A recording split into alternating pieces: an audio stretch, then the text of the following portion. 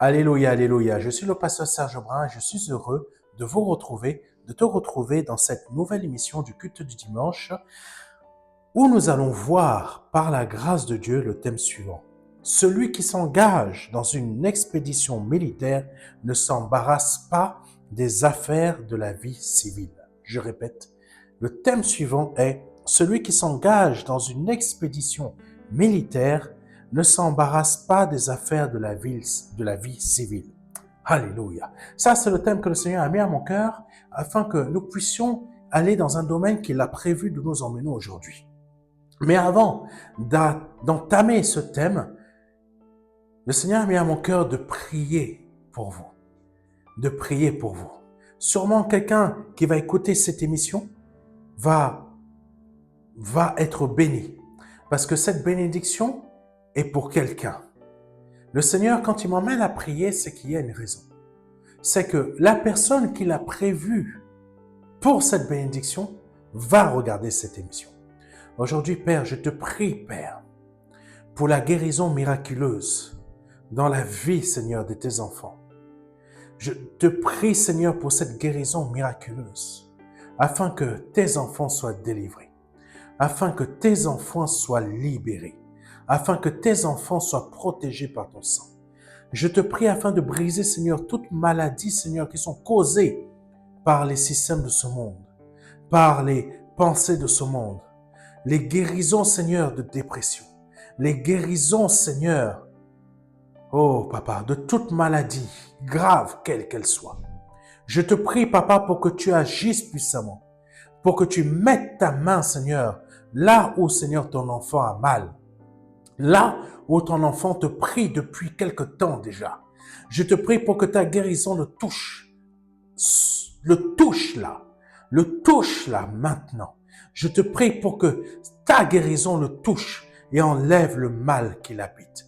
Je te prie que par le nom puissant de Jésus-Christ de Nazareth, ton enfant soit libéré de ce mal qui le ronge, de ce mal qui agit en lui.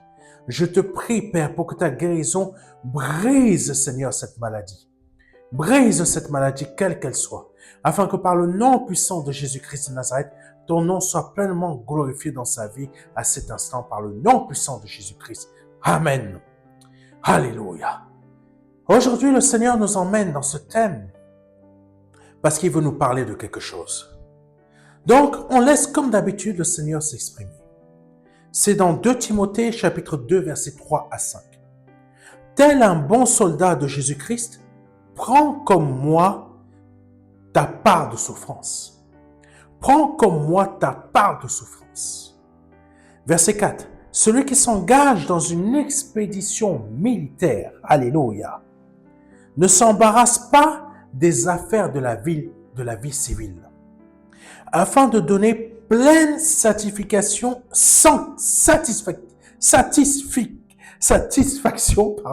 alléluia, satisfaction à l'officier qu'il a enrôlé. Amen. Ça arrive parfois. Alléluia. On n'a jamais vu un athlète remporter le prix sans avoir respecté toutes les règles. On n'a jamais vu un athlète remporter le prix sans avoir respecté toutes les règles. Seigneur, conduis-nous dans ce message. Parle comme tu as décidé de parler. Au nom puissant de Jésus-Christ. Amen. L'homme de Dieu, l'apôtre Paul, était un homme très fort, très puissant. Très fort, très puissant. Il n'était pas fort par lui-même ni de lui-même, mais il était fort par la puissance de Christ. Par la puissance de Christ qui était sa force, qui était sa puissance. Parce que le Seigneur Jésus, l'apôtre Paul, avait dit la chose suivante. C'est que je puis tout par celui qui me fortifie. Je puis tout par celui qui me fortifie. Donc, il n'était pas dans l'étape ou l'exagération que nous avons à notre époque d'aujourd'hui, où on va dire, c'est l'onction de cet homme de Dieu qui va te guérir. Non, l'apôtre Paul était dans la réalité divine des choses. Je puis tout par celui qui me fortifie. Donc, quand il dit, à son disciple. Verset 5. On n'a jamais vu un athlète remporter le prix sans avoir respecté toutes les règles. On ne remporte jamais une course sans respecter les règles. Les règles, c'est quoi? Quelles sont ces règles? Les règles sont l'humilité. Les règles sont la soumission. La soumission à qui? L'humilité. Pourquoi l'humilité? La soumission à Dieu, à Jésus-Christ. Et Jésus-Christ est la puissance même qui nous aide à marcher dans la vérité, qui nous aide à réussir les combats que nous devons remporter. C'est lui-là même aussi qui ouvre les portes et qui est capable aussi de les fermer. C'est lui-là même aussi qui guérit au travers de mes mains, comme au travers des mains de l'apôtre Paul. Aujourd'hui, nous avons besoin de comprendre la chose suivante. C'est que nous ne pouvons remporter aucun prix si ce n'est pas Jésus-Christ qui nous fortifie. Si ce n'est pas Jésus-Christ qui nous fortifie. Ce n'est pas un apôtre, parce qu'aujourd'hui, nous sommes dans une époque où nous sommes plus soumis à des apôtres dans nos assemblées, à des pasteurs dans nos assemblées, qu'à Jésus-Christ lui-même. Nous buvons les paroles des apôtres, nous buvons les paroles des pasteurs, comme si c'était Dieu en personne. Non, Jésus se sert de nous. Mais beaucoup d'entre nous, on boit les paroles des apôtres et des pasteurs au lieu de boire les paroles de Jésus. On attire plus les hommes vers les hommes que vers Jésus. On ne peut remporter aucun prix si ce n'est pas Jésus-Christ lui-même qui nous fortifie. Si ce n'est pas Jésus-Christ lui-même qui remplit le corps que nous sommes. Si nous-mêmes on ne diminue pas, toi tu peux être dans une assemblée. Je connais beaucoup de personnes qui se sont laissées diriger par des pasteurs, par des apôtres, qui sont aujourd'hui à leur botte, parce que le mariage, pour eux, ça dépend du pasteur. Parce que leur mariage dépend de l'apôtre. Leur mariage dépend du prophète. Même certains couples sont séparés parce que le prophète a dit « ce n'est pas ton mari ». Vous savez, il y a quelque temps, j'avais suivi un témoignage comme ça d'une femme à qui on l'avait mise en relation avec une prophétesse en Angleterre. Et cette prophétesse lui avait dit tout simplement des choses. Sauf que cette prophétesse, durant la nuit, quand elle a dormi, elle dit que pendant qu'elle a dormi, Dieu est venu la voir et lui a dit, tu sais, ton mari n'est pas ton mari, celui que tu as épousé dans la vie civile, dont tu t'es marié, il n'est pas ton mari. Ça fait longtemps que tu es avec lui, mais ce n'est pas ton mari. La dame qui t'a appelé, pourquoi elle ne s'entend pas bien avec son mari actuel? Parce que tout simplement, elle a pris ton mari et toi tu as pris ton mari. Mais quel truc satanique, diabolique. Donc, qu'est-ce que cette prophétesse, elle a fait? Elle a tout simplement fait en sorte de voir le mari de la femme qui l'avait appelé, vers qui d'autres personnes l'avaient envoyé vers cette prophétesse. Donc, elle a appelé le mari donc, de cette dame qui est censée être la personne qu'elle doit aider.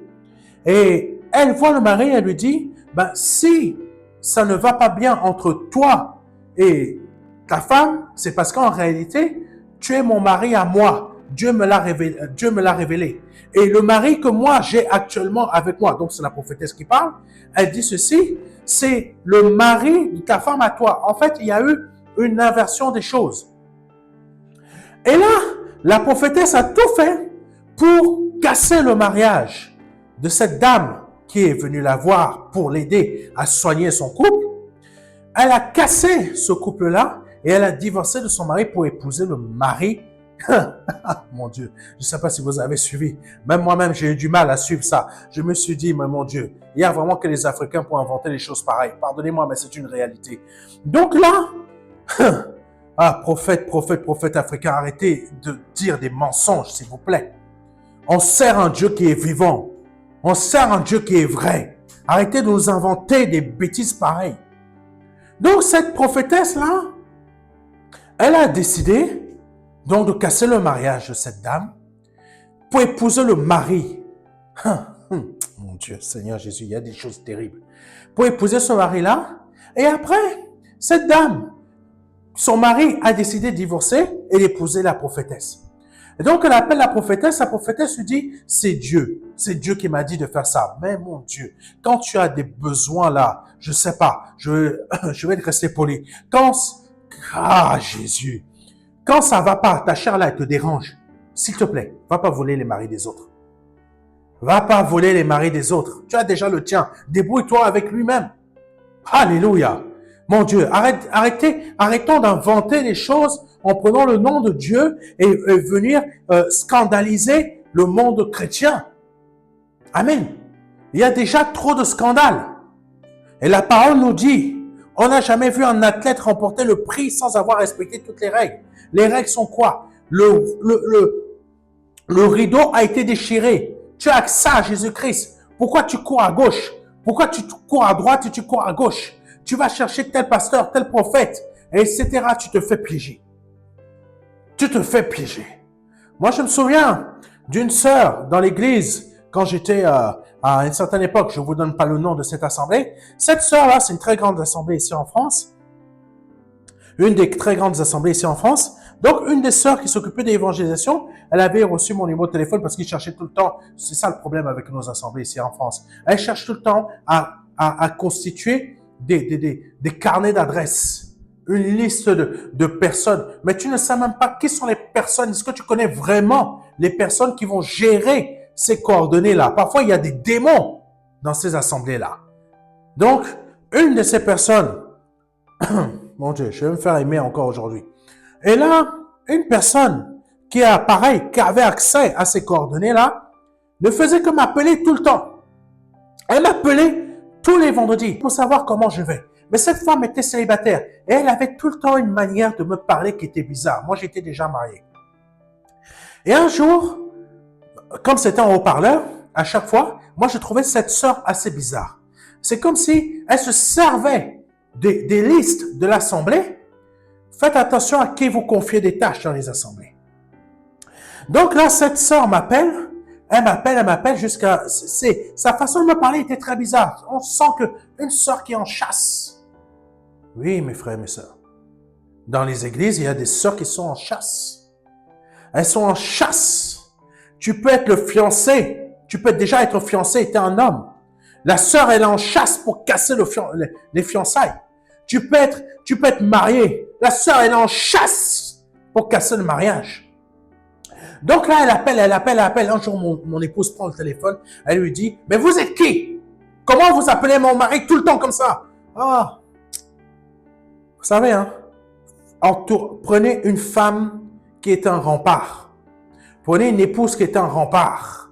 Parce qu'il y a beaucoup trop de diabloterie dans nos assemblées. Beaucoup trop de fausserie dans nos assemblées. Quand on voit comment l'apôtre Paul était en train de former son disciple, on comprend que, waouh, il y a une différence entre nous aujourd'hui et ce qui se passait avant. Parce que l'apôtre Paul l'a dit la chose suivante. Tel un bon soldat de Jésus-Christ, prends comme moi ta part de souffrance. Aujourd'hui, on refuse notre part de souffrance. On refuse nos échecs. On refuse. Dès que tu as un échec, tu dis que Dieu ne t'aime pas. Mais sais-tu pourquoi Dieu t'a protégé et que c'est devenu un échec? C'est un échec pour toi, mais Dieu t'a protégé de quelque chose. Parfois, ce sont des échecs parce que toi, tu ne comprends pas ce que Dieu veut te dire. Parfois, c'est un échec parce que tout simplement, tu ne veux pas écouter ce que le Père te dit. Tu ne veux pas... Ah, Jésus. Aujourd'hui, on marche de la manière suivante. Nous sommes des hommes remplis de machins dans nos cœurs, des choses du monde, au lieu d'être remplis de la puissance de Dieu, de cette souffrance qui nous ramène à la croix, qui court notre chair, qui nous fait verser notre sang à la croix, pour que par le nom puissant de Jésus-Christ, plus notre sang coule, plus notre chair s'affaiblit. Mais aujourd'hui, nous sommes appelés par nos propres pensées terrestres à vouloir remplir des méthodologies qui sont dogmatiques, qui sont d'assemblées terrestres, représentées par des pasteurs qui n'ont plus la vision de Dieu, mais la vision de leur propre cœur. Et là, l'apôtre Paul nous dit la chose suivante. tel un bon soldat de Jésus-Christ, prends comme moi ta part de souffrance. Si tu n'es pas capable de prendre ta part de souffrance quand tu marches avec Jésus-Christ et que toi, c'est la seule chose qui t'intéresse dans Jésus-Christ, c'est d'avoir des bénédictions terrestres, tu es passé à côté de la croix. Tu es passé à côté de la puissance de la croix. Tu es passé à côté du sang de l'agneau, ce qui est capable de te restaurer de A à Z. Restaurer tes pensées dépressives, tes pensées de cœur qui sont complètement tout le temps en train de t'emmener à dire « je suis pauvre, je ne peux pas arriver, je ne peux pas réussir ». Parce que tu es tout le temps dans ces pensées de dépression spirituelle. Tu manques de puissance, tu manques de sagesse, tu manques de connaissances divines apportées par l'amour de Christ, qui est la croix. Parce que si tu ne comprends pas que marcher avec Dieu, c'est accepter ta part de souffrance, ta part de la croix, c'est que tu n'as pas encore compris, que tu n'es pas encore renouvelé réellement. Parce qu'aujourd'hui, on ne se donne pas au Seigneur pour avoir une maison. On ne se donne pas au Seigneur pour avoir une belle bagnole, une belle femme, je ne sais pas quoi, qui a la forme Coca-Cola. Je ne fais pas de pub pour vous, messieurs de Coca-Cola. Vous êtes assez trop diabolique pour moi. Donc là, comprenons une chose. Si tu ne marches pas dans la souffrance, si tu n'acceptes pas ta part de souffrance, tu ne peux pas comprendre ce que c'est que réellement être renouvelé dans la foi.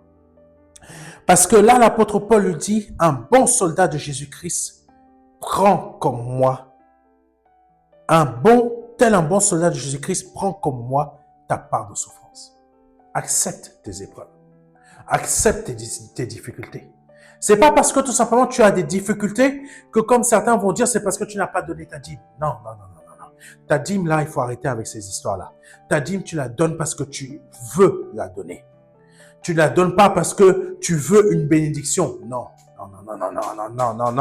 Il faut arrêter ce type de bêtises-là, s'il vous plaît. Pardonnez-moi de vous dire les choses telles qu'elles sont. Il faut arrêter ce type de bêtises-là. Tel un bon soldat de Jésus-Christ, prends comme moi ta part de souffrance. Ta part de souffrance, c'est quoi? Accepte tes épreuves. Accepte tes difficultés. L'apôtre Paul disait la chose suivante, quand je veux faire le bien, je fais le mal que je ne veux pas faire. Et qu'est-ce que le Seigneur m'a donné? Une écharde. Une écharde, sa part de souffrance. Parfois, notre part de souffrance, c'est pour nous emmener à être beaucoup plus grand. Beaucoup plus grand comment? En se laissant écraser par Jésus-Christ. Afin que Jésus-Christ grandisse en nous, que nous-mêmes on diminue. Et tu diminues comment? Par ta part de souffrance. C'est quoi? Accepte de ne pas être riche. Amen. Accepte de ne pas gagner 4 000 € par mois.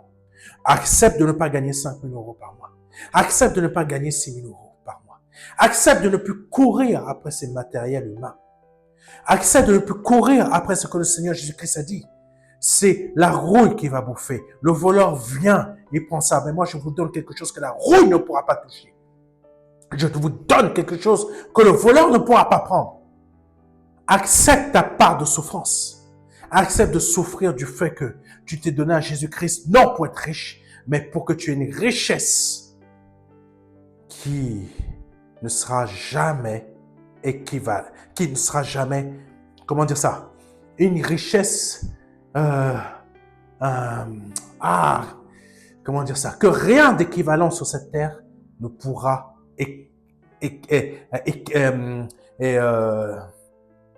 équivaler, pardonnez-moi, je ne sais pas si ça existe ce terme, mais être à la hauteur de ce que le Seigneur te donne. Parce que la richesse que Dieu te donne, elle n'est pas matérielle, elle n'est pas financière. Bien qu'il puisse le faire, mais la richesse qu'il veut te donner, c'est une richesse, pour l'obtenir, il faut souffrir.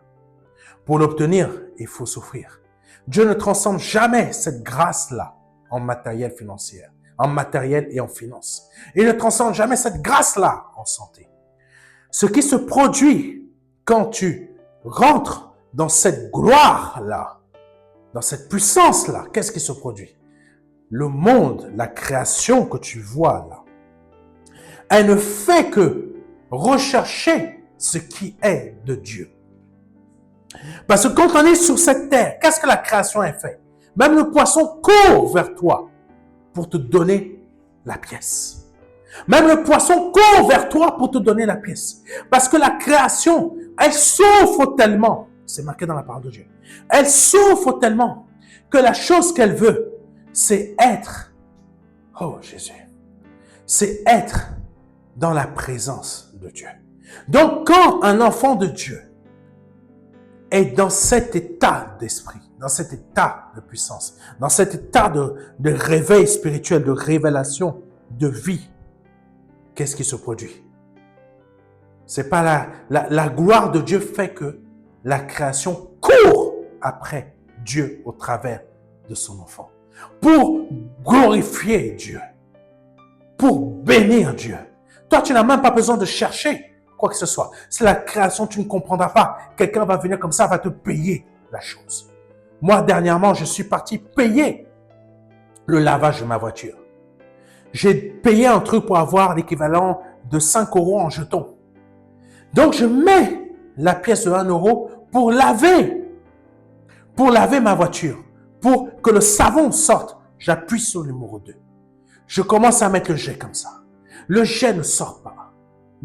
L'eau sort, mais il n'y a pas le savon. Je perds mes 1 € comme ça. Je vois le truc qui décompte. Je me dis, par le nom de Jésus-Christ, sors! C'est quoi ces histoires? Je commence à prier, je lis, mais le savon n'est même pas sorti. J'ai fait, bon Seigneur, si c'est ta volonté, je prends, je range. J'ai remis le manche du savon là dans son fourreau, son support. Et là, il y a une pensée qui vient à mon esprit, qui veut commencer à m'amener dans une colère, qui veut commencer à me mener dans quelque chose. Et là, comme l'apôtre Paul a dit, tel un bon soldat de Jésus-Christ, prends comme moi ta part de souffrance. Qu'est-ce que j'ai fait?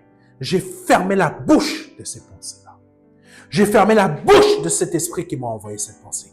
Pour que par le nom de Jésus-Christ de Nazareth, je ne sois pas un outil entre les mains du diable qui commence à murmurer après Dieu. Non, j'ai fermé cette bouche. J'ai dit, si cela est ta volonté, Seigneur, que je perde 1 €, que ta volonté soit faite. J'ai pas laissé, je refusais les pensées du diable qui commençaient à dire, ah, tu as vu, tu as perdu 1 €, ça veut dire que tu vas passer une saison où tu vas perdre que ça. Ça, c'est les histoires des Africains. Laissez-moi tranquille avec vos histoires qui ne servent à rien. Il n'y a pas ce type d'histoire de saison. Sois obéissant et accepte tes épreuves. Donc, j'ai fermé la bouche de ce démon qui voulait que je commence à murmurer. En fermant sa bouche, j'ai refusé que ma bouche de ma chair parle. J'ai dit, Seigneur, que ta volonté soit faite. Je ne sais pas qu'est-ce qui m'a pris. Je reçois dans mon esprit, recule, fais marche arrière. Donc, j'obéis. Je fais marche arrière. Je sors du machin là, du lavage. Et l'esprit me dit, va en direction comme ça là, va à gauche. Je me mets à gauche. Et il y a un jeune homme avec une belle Audi qui est en train de la laver, etc. Il me remarque. Et il lave bien. Et il me dit comme ça, il me fait un signe de la main. Genre, que viens. Et après, je me dis, bon, j'avance ma voiture vers lui. Peut-être, il va me dire, je vais utiliser mes autres jetons que j'ai pour pouvoir laver ma voiture. Je vais utiliser ce jeton, c'est pas grave. J'ai perdu 1 €. Et après, je vois ce jeune homme. Je ne sais pas, peut-être il me connaît, je ne sais pas, j'en sais rien. Peut-être il me voit dans les émissions, j'en sais rien. Peut-être dans une des assemblées où on est parti, j'en sais rien. Et là, je vois ce jeune homme qui arrive, mais je sais simplement que c'est Dieu qui l'a envoyé. Parce que la manière que Dieu m'a parlé, recule, va là-bas, parce que tout simplement, j'ai fait une chose que peut-être toi, tu ne fais pas. Je n'ai pas fait cette chose par moi-même.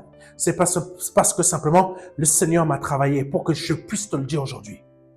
Tel un bon soldat de Jésus-Christ, prends comme moi ta part de souffrance. J'ai pris ma part de souffrance. J'ai fermé ma bouche. Et j'ai fait comme le Seigneur m'a dit. Et là, le jeune homme, il m'appelle. Il vient vers moi après, quand il a terminé. Il arrive. Il était en train de laver. Je le vois repartir vers la machine. Je ne sais pas pourquoi il est reparti vers la machine. Il avait terminé son lavage, mais je le vois qu'il repart. Je me dis, c'est surprenant. Il me dit de venir là, mais il repart vers la machine. Et après, je le vois courir vers moi. Il arrive et il me demande de baisser ma vitre. Et là, il me dit, tonton, je t'ai mis un lavage complet. Waouh! Je t'ai mis un lavage complet. Moi, là, j'étais là, je me disais, mon Dieu, waouh! Je savais pas quoi dire. J'ai dit à ce jeune homme, merci beaucoup, mon fils. Merci beaucoup, que Dieu te bénisse. Je ne connais même pas cet enfant. Il me dit, tonton. C'est là que j'ai compris, mon Dieu. Serge, t'as vieilli. Aïe, aïe, aïe, c'est grave. Là, la première fois qu'on m'appelle tonton, ah, j'ai pris un coup de vieux, ça doit être grave. Et là, je vois ce jeune homme, il me dit, tonton, tonton, j'étais mis en lavage gratuit. Il avait terminé son lavage, il est parti remettre l'argent dans la machine. J'ai perdu 1 €, mais la somme qu'il m'a mis dans cette machine, c'était l'équivalent de 12 €. Waouh! L'équivalent de 12 €. Tel un bon soldat de Jésus-Christ. Prends comme moi ta part de souffrance.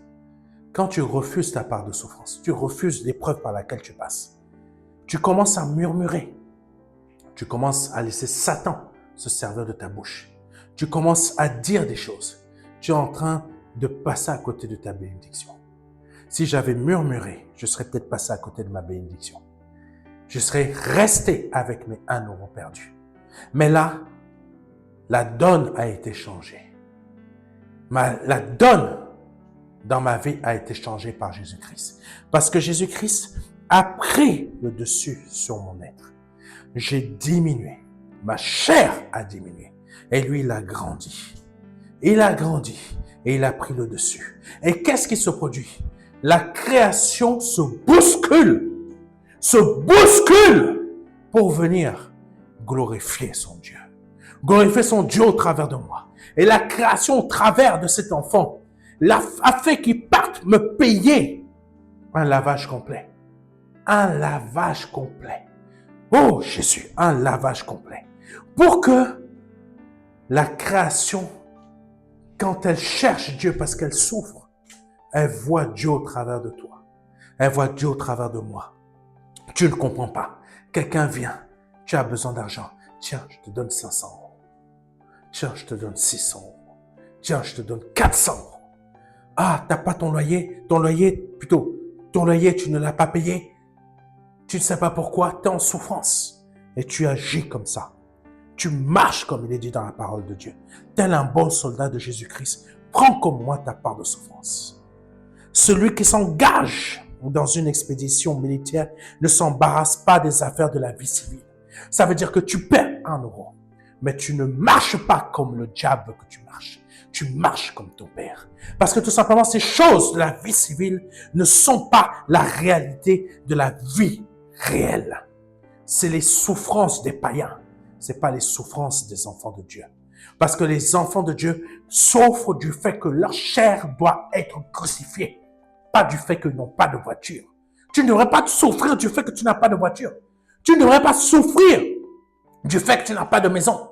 Tu ne devrais pas souffrir que ton frigo est vide. Tu devrais souffrir que tu n'as pas encore crucifié ta chair.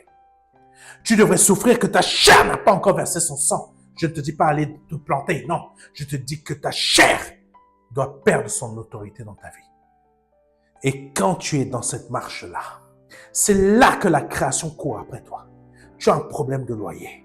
880 € que tu dois. Tu dois 880 € à ton bailleur. Et là, tu es en train de pleurer. Tu es en train de te dire, Seigneur, comment je vais faire pour payer ça? Ça fait déjà au moins le 2e mois que je n'ai pas payé. Le 3e mois va arriver, je n'ai toujours pas payé. Et là, parce que tout simplement, tu as compris comment marcher. Tu as compris comment tu dois être. Accepter ta souffrance. Accepter ta souffrance. Et ne pas pleurer parce que tu n'as pas payé ton loyer. Parce que ça fait déjà 3 mois que tu ne peux pas payer ton loyer. Pas que tu refuses, mais que tu n'as pas les moyens parce que la vie est devenue difficile. Mais plutôt parce que là, tu es en souffrance dans le fait que peut-être tu as perdu ton travail. Peut-être on a baissé ce qu'on te donnait, les aides. Peut-être les aides ont baissé parce que tu as un membre de la famille, ton fils, qui n'est plus dans la maison, qui est parti. Maintenant, tu te retrouves seul. Je ne sais pas, quelque chose qui fait que ça a baissé. Tes aides ont baissé. Et là, tu ne peux pas payer. Et là, la souffrance que tu as, c'est de ne pas payer. La souffrance que tu as, c'est que tu risques d'être expulsé. Et là, le Seigneur te dit, c'est pas ce type de souffrance que tu devras avoir. La souffrance que tu devras avoir, c'est que tu n'as toujours pas crucifié ta chair. Tu n'as toujours pas mis hors dehors de toi ces pensées qui monopolisent la réalité que tu devrais être. Tu devrais briser ta chair qui est toujours sous la domination de ce monde. Tu devrais briser ta chair. C'est cette souffrance que tu devrais avoir. Pas du fait que ton loyer n'est pas payé. Tu devras avoir cette souffrance-là qui va me délivrer de ce mal, comme disait l'apôtre Paul, de ce mal quand je voudrais faire le bien. Qui peut me délivrer du fait que quand je veux adorer Dieu, je veux marcher dans sa volonté, je m'inquiète toujours des choses matérielles. Pourquoi je n'y arrive pas? Tu devrais plutôt souffrir de cela. Parce que le matériel, ce n'est rien. Dieu peut le renouveler en un éclat, en une seconde, en une fraction de seconde. Dieu peut renouveler tout. Mais cette souffrance te bloque. Tu n'as pas la bonne souffrance. Tu n'as que la souffrance. Ton cœur est comme un cœur de païen. Tu te préoccupes, tu t'angoisses. Et là, tu peux me dire, peut-être tu peux me dire la chose suivante. Mais pasteur, toi, tu ne connais pas ce genre de souffrance. Les pasteurs vivent bien. Les pasteurs sont prospères. Tu ne connais même pas ma vie. Tu ne connais pas les souffrances que j'ai eues. Tu ne connais pas par quoi je suis passé, qui ont rendu l'homme que je suis. C'est pour cela que le Saint-Esprit se sert de moi pour te dire la chose suivante. Tu devrais plutôt être souffrante de la chose suivante. Que ta chair n'est pas crucifiée. Que cette chair-là, qui t'amène toujours à être inquiète de ces choses matérielles, du fait que tu n'as pas payé tes factures, payé ton loyer, que tu n'as pas de mari, que tu n'as pas d'enfant, que tu n'as pas de travail, que ta santé ne va pas. Ta chair là, c'est cette souffrance que tu devras avoir. Quel type de souffrance je te parle? Cette souffrance de la crucifier. Pour qu'elle ne soit plus un blocage pour toi.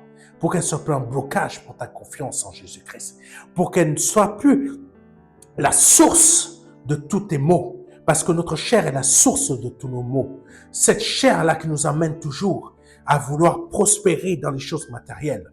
Et ne pas vouloir être un bon soldat qui s'engage dans une expédition militaire afin de ne plus s'occuper de la vie civile. Parce que quand on devient un militaire, un soldat de Christ, on ne se préoccupe plus de ce qui nous entoure, de ce qui même nous concerne physiquement. Tu ne devrais même plus te préoccuper du fait qu'on veut te virer de ton travail. Tu ne devrais même plus te préoccuper du fait que tu risques de ne plus avoir d'argent pour payer ta maison, ton prêt, je ne sais pas quoi. Tu devrais plutôt t'inquiéter du fait que ta chair n'est toujours pas morte. Amen. Tu devrais plutôt t'inquiéter de cela. Est-ce que tu t'inquiètes du fait que ta chair n'est toujours pas morte? Tu t'inquiètes du matériel. Tu t'inquiètes du fait que à l'église, on me parle de prospérité, de multiplication, mais moi, je ne vois pas ça dans ma vie. C'est à ta chair que l'on parle. Moi, aujourd'hui, Dieu parle de la réalité, des faits. Les faits, c'est quoi? C'est que la chair doit mourir. La chair doit mourir pour que l'Esprit de Christ vive. Alléluia. C'est comme ça, quand la création voit l'Esprit de Christ en toi, la création va regarder quoi? Elle va voir la chose suivante. Que ta chair, elle est morte. Que ta chair, elle est crucifiée. Et que là, maintenant, c'est Christ qui vit. Parce qu'aujourd'hui, on veut faire prospérer les assemblées par le fait que, tel pasteur là-bas, il a une onction puissante qui va faire que tu aies ta voiture. Il a une onction puissante qui va faire que tu vas trouver ton mari rapidement. Il y a une onction puissante qui va faire que si ça... Non. Préoccupe-toi du fait que, est-ce que ces désirs-là, que ces assemblées, que ces pasteurs veulent mettre dans ton cœur, est-ce que ces désirs sont toujours debout en toi? Est-ce que ces désirs-là matériels sont toujours debout en toi? Est-ce que tu cours vraiment après Jésus-Christ ou tu cours après la mort qui régit ce monde? Parce que je peux te dire la chose suivante. Toutes ces personnes qui sont riches dans ce monde, qui sont riches par rapport à ce monde, courent après leur mort. C'est la mort qui règne dans leur vie. C'est pas la vie. C'est pas la vie. C'est pas la vie. Parce que là, la parole dit ceci, verset 4. Celui qui s'engage dans une expédition militaire ne s'embarrasse pas des affaires de la vie civile, afin de donner pleine satisfaction à qui? À l'officier qui l'a enrôlé. Donc, ça veut dire tout simplement que si tu t'attaches plus à ces affaires de la vie civile, comme je te l'ai dit, tu cherches un homme de Dieu pour le mariage, tu cherches un homme de Dieu pour avoir la prospérité financière, matérielle, ou je ne sais pas quoi d'autre, je peux te dire la chose suivante, et c'est vrai, et c'est une réalité. Tu ne donnes pas pleine satisfaction à l'officier qui t'a enrôlé. Et quel est l'officier qui t'a enrôlé? C'est Jésus-Christ. Son Esprit Saint ici te convainc de péché et de justice. Tu ne donnes pas pleine satisfaction au Saint-Esprit. Et le Saint-Esprit, c'est exactement comme cela que nous l'attristons. Parce qu'on est tellement attaché aux affaires de la vie civile que son travail, ministère de la réconciliation, tu ne lui donnes pas pleine satisfaction. Tu ne lui donnes pas pleine satisfaction parce que ton cœur est rempli de choses terrestres. C'est ainsi que nous l'attristons. Quand la parole de Dieu dit la chose suivante, n'attristez pas le Saint-Esprit. Mais nous tous ici en France, ou que ce soit au Cameroun, que ce soit ailleurs dans le monde, nous attristons le Saint-Esprit. Pourquoi et comment? Nous l'attristons parce que nous sommes en train d'adorer et de poursuivre les choses, des affaires de la vie civile. Nous poursuivons le fait, je veux une meilleure vie professionnelle, etc. Tu connais déjà, je veux un mari. Tu ne poursuis pas le fait que je veux crucifier ma chair. Aujourd'hui, ici en France, dans nos assemblées évangéliques ici en France, même les plus grandes qui ont 14 000, 15 000, 20 000 membres, ici en France, ne poursuivent plus. Elles ne poursuivent plus et emmènent la majorité de leurs disciples à poursuivre les affaires de la vie civile au lieu que elles devraient ne même pas s'en préoccuper. Parce que derrière cela, quand on poursuit les affaires de la vie civile, on ne donne pas pleine satisfaction à l'officier qui nous a enrôlés. Et cet officier est le Saint-Esprit. Le Saint-Esprit qui prend de ce qui est à Christ pour nous le donner afin qu'on change, afin que l'on change, que notre vie soit pleinement renouvelée. Mais on ne lui donne pas pleine satisfaction. C'est pour cela qu'il est attristé. C'est pour cela qu'il ne peut pas agir dans notre vie. Parce que son but, c'est de nous emmener à la pleine révélation, de nous libérer de ce qui est en train de nous masquer la vue. Amen. C'est pour cela aussi que si on comprend cela, on comprendra que en tant qu'athlète aussi, parce que c'est une autre image, on saura comment remporter le prix en respectant les règles. Que Dieu te bénisse. C'est ce message que le Saint-Esprit a mis en mon cœur de t'apporter aujourd'hui pour que tu ne t'intéresses plus, que tu aies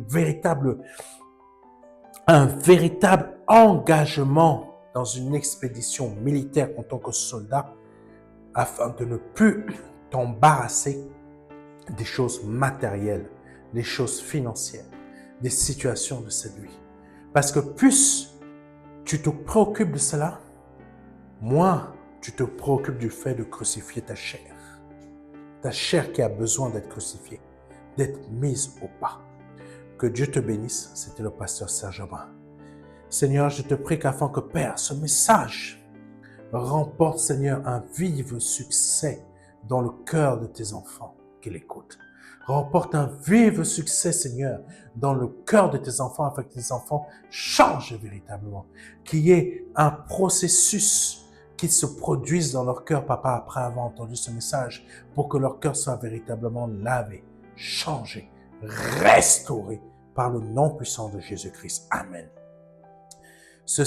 Le samedi 6 juin 2026, nous avons notre prochaine conférence de la première édition 2026 où je t'attends afin de t'apporter la parole, que tu aies la véritable parole, le véritable évangile, celui qui te lave réellement, qui te restaure réellement.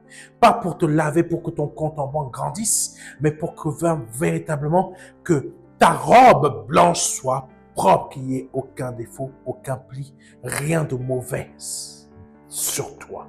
pour que tu sois vraiment prêt et prête pour rentrer dans le ciel. Surtout, notre Seigneur revient bientôt. Ne l'oublie pas. Ne l'oublie pas. Et ne sois pas un hypocrite que « Ah, Jésus revient bientôt, donc je vais essayer de bien faire les choses. » Change ton cœur. Même toi-même qui es croyant, qui es chrétien. Vous savez, une fois, je te le dis, une fois une assemblée ici à Paris au 14e, m'avait traité de démon parce que tout simplement, le Saint-Esprit s'était servi de moi pour dire à cette assemblée de se repentir. Voilà ce que le message de la repentance fait maintenant. Les gens de notre génération ici en France, vous êtes tellement dans le péché que dès qu'on vous parle de repentance, c'est un démon qui te parle. Ah, depuis quand un démon parle de repentance? Dis-le moi. Tu es dans le péché. Tu communiques le péché à ta compagne. Tu communiques le péché à ton compagnon. Dieu te dit de te repentir. Ah bon? C'est un démon qui te parle. Ne méprisez pas le Saint-Esprit quand le Saint-Esprit vous parle. Parce qu'il est temps dans ce pays, ici en France, de rentrer dans la repentance réellement. Votre marche à chercher ce qui déplaît à Dieu. Vous préoccupez des affaires civiles. Vous ne vous préoccupez pas du fait de rendre satisfaction à l'officier qui vous a enrôlé. Préoccupe-toi de cela au lieu de te préoccuper de tes affaires civiles. Alléluia. Seigneur, vraiment, Père, sois béni. Merci pour cette parole. Merci, Papa, car tu nous encourages toujours et tu nous emmènes toujours à marcher dans la vérité. Si c'est la première, deuxième ou troisième fois que tu entends un de mes messages et que tu souhaites te donner au Seigneur Jésus-Christ, je t'invite à répéter après moi. Seigneur, je te demande pardon pour mes péchés. Je te demande pardon pour mes offenses. Je te demande pardon pour ce que j'ai pu dire ou pu penser qui n'a pas été à ta gloire. Vraiment, Seigneur, j'ai commis le péché. J'ai commis ce qui n'était pas juste. J'ai été injuste. Aujourd'hui, je prie que par le nom puissant de Jésus-Christ, tu me pardonnes mes offenses parce que je me repens véritablement. Aujourd'hui, viens dîner en moi avec le Père. Viens dîner en moi parce que maintenant, je ne suis plus une maison de péché, je suis une maison de vie. Alléluia. Si tu viens de répéter cela après moi, tu viens de passer de la mort à la vie. Je t'invite à nous envoyer un mail afin qu'on puisse t'envoyer le livret Les 4 marches gratuitement par mail qui va t'aider à comprendre la conversion, la nouvelle naissance. Envoie-nous un mail à contact@ministère-de-la-réconciliation.fr. Que Dieu te bénisse. Et n'oublie pas la conférence du 6 juin qui va se dérouler à Paris Nord. Tu as la petite affiche et les informations qui ont circulé. N'hésite pas à aller sur notre site internet www.ministère-de-la-réconciliation.fr, agenda conférence, et tu vas voir cette conférence du 6 juin et tu auras toutes les informations. Que Dieu te bénisse et à très bientôt. Amen.